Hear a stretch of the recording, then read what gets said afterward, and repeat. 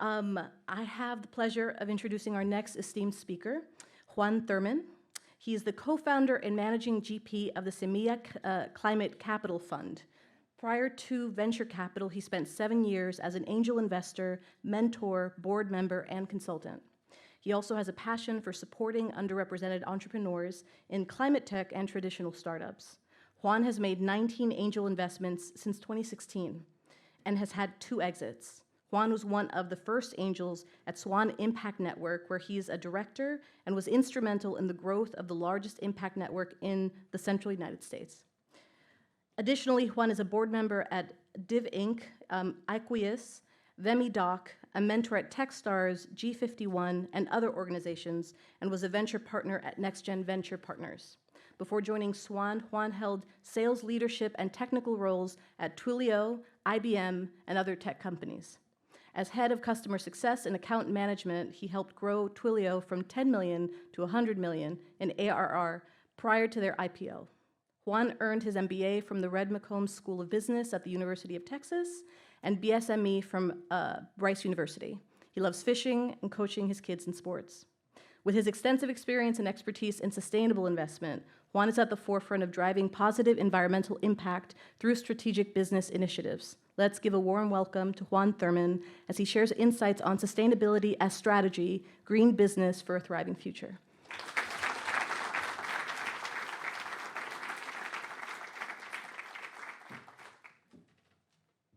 Thank you for that introduction. I really appreciate it. That was really great.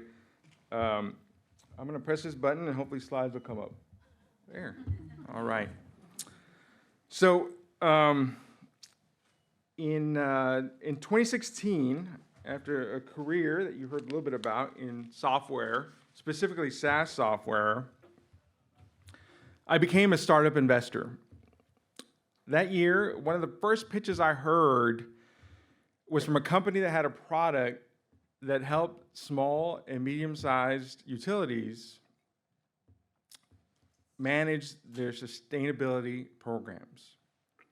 When I understood that this product helped those companies save time and money and help their customers lower their water usage and lower their energy usage and thereby save money every month on their bills, I invested.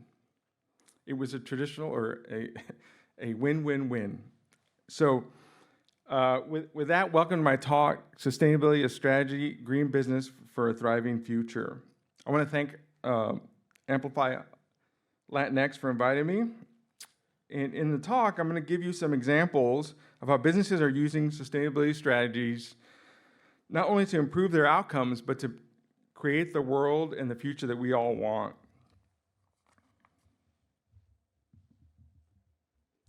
So as the climate continues to worsen, as many of you know, the intensity of storms, the amount of storms continues to increase. And that causes issues for our global, interrelated supply chains. And that's challenging for businesses. To attempt to counteract some of the effects of these storms, governments are trying to play a role.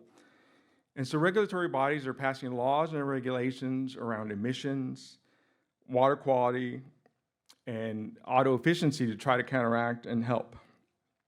In addition, we as consumers are being more demanding of these businesses. We want our products to not only be great products at a great price, but we want them to be recyclable, effective, biodegradable, and local if possible.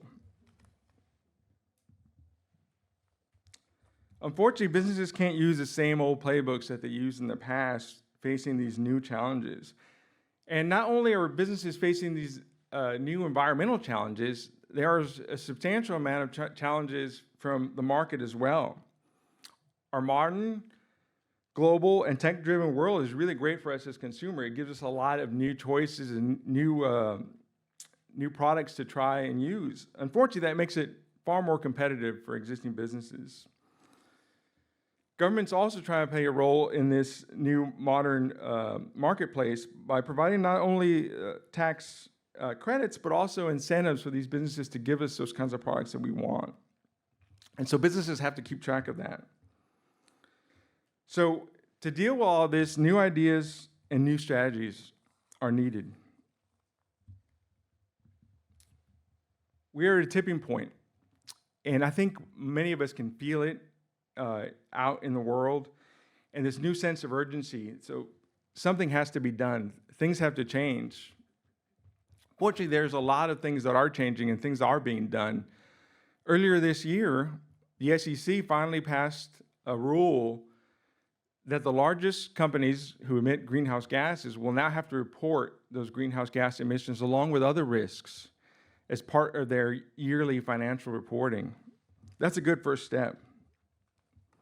Additionally, the IRA and the CHIPS Acts, which were passed in the last few years, have released a tremendous amount of capital into the market so that these companies based here in the US who want to roll out these sustainability programs now have the capital to do so.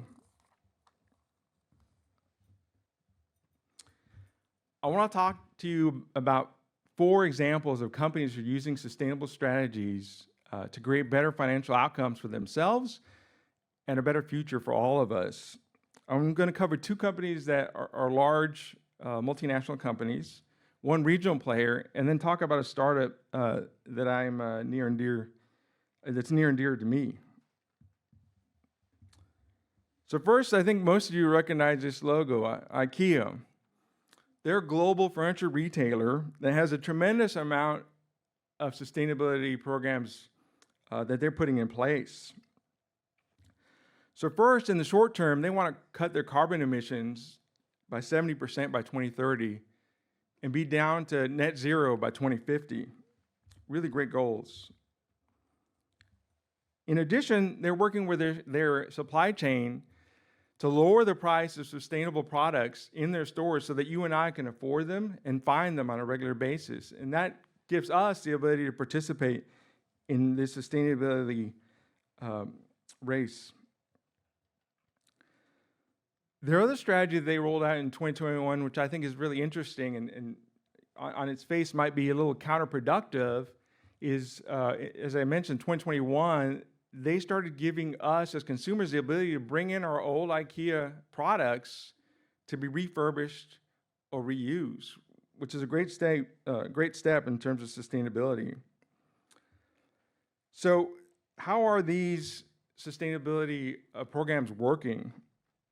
Well, the reports are that they're working very well. Last year, in a very challenging environment, the revenue at IKEA stores worldwide was up by over 5% to $29 billion. And they remain one of the top retailers in the furniture space in the world, along with Amazon and Wayfair. The next company I want to talk to you about is Patagonia. They're a global outdoor clothing retailer. And they also have a wide variety of sustainability projects and programs. But I want to start at the very top with them because it's really, in my mind, really impressive and amazing what they did. So they recently changed their mission statement. So again, they're a clothing retailer, but their mission statement is, Patagonia is in business to save the world. Let me say that again. Patagonia is in business to save the world. How bold is that?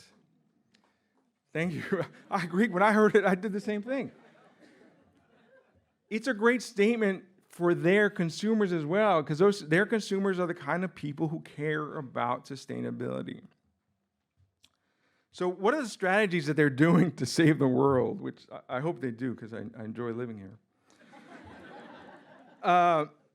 The first is that all U.S. facilities run on renewable energy.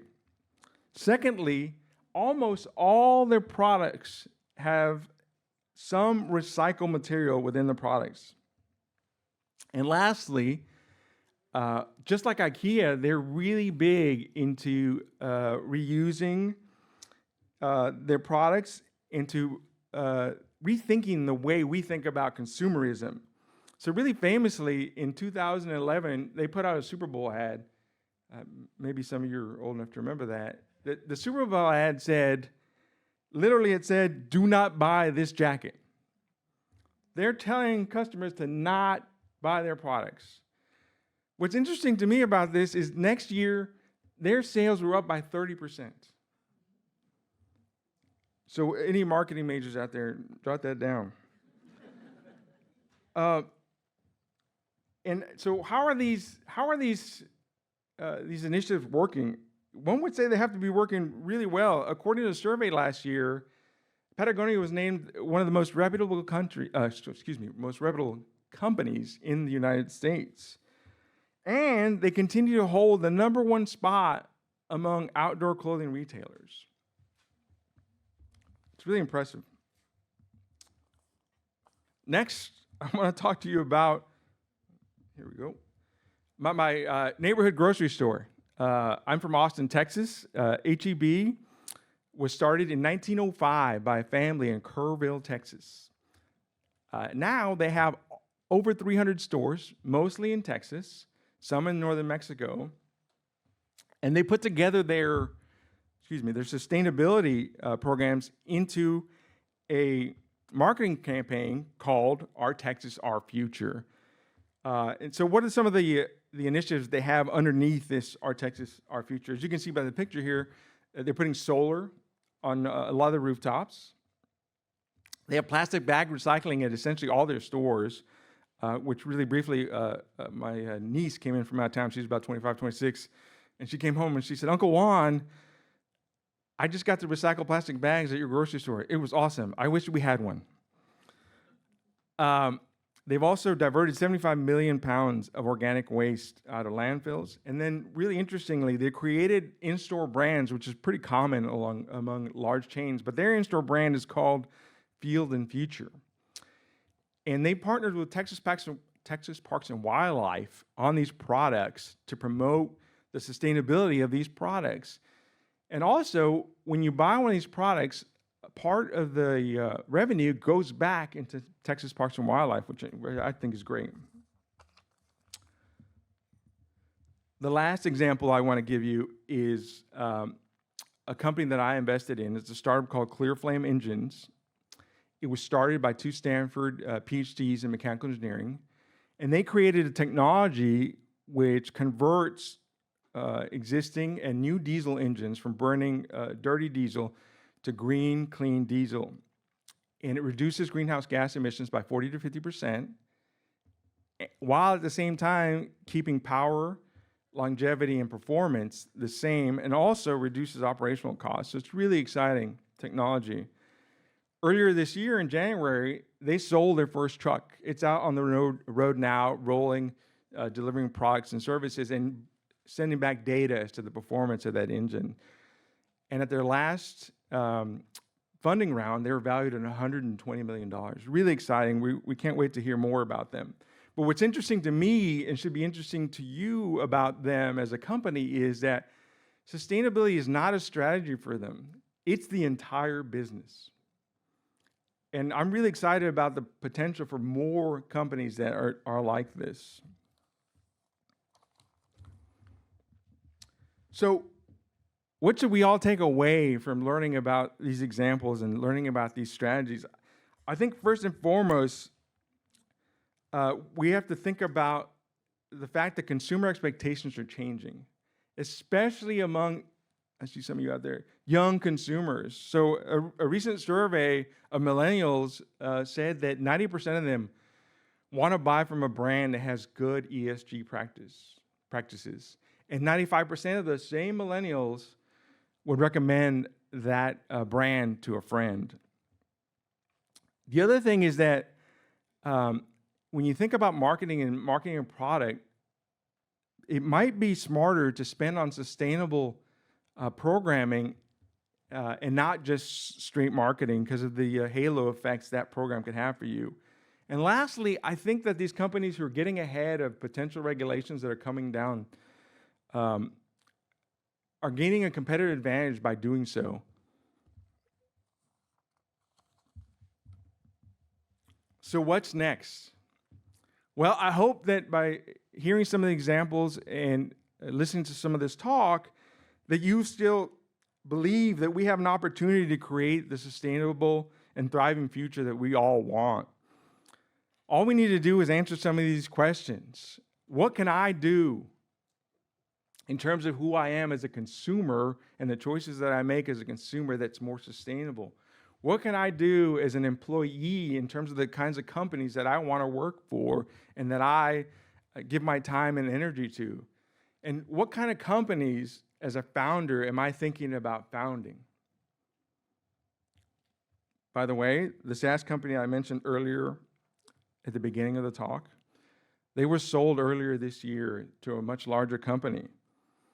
So more utilities are able to use this program management software to save them time and money, and more customers are able to save money on their bills while using less energy and less water. And also, I made a little profit on that.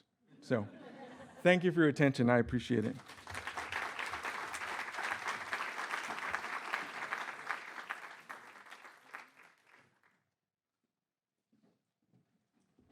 Can we give another round of applause for Juan?